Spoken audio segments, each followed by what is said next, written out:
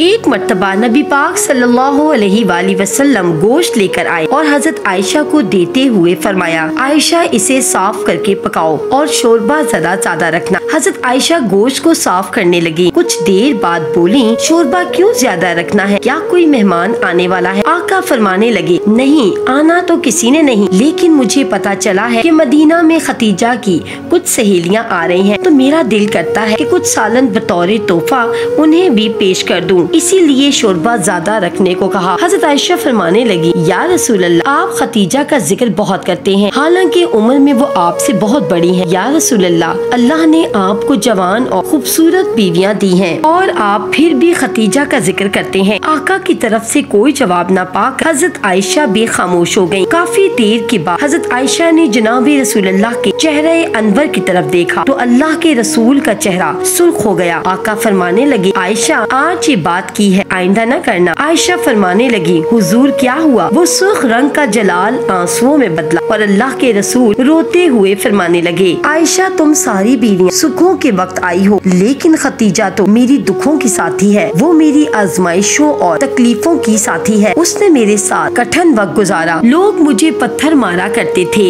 मेरे रास्ते में कांटे बिछाया करते थे, मुझे परेशान करते थे। मैं परेशान होकर जब घर लौटता तो देखता कि खतीजा दरवाजे पर खड़ी है। उसके एक हाथ में खजूर और दूसरे हाथ में दूध से भरा प्याला होता। खजूरें खिलाकर, दूध पिलाकर, बिस्तर बिछाकर, रोटी देकर खतीजा कहती, महबूब गम न करना, अल्लाह बड़ी इज्जतें अता फरमाएगा।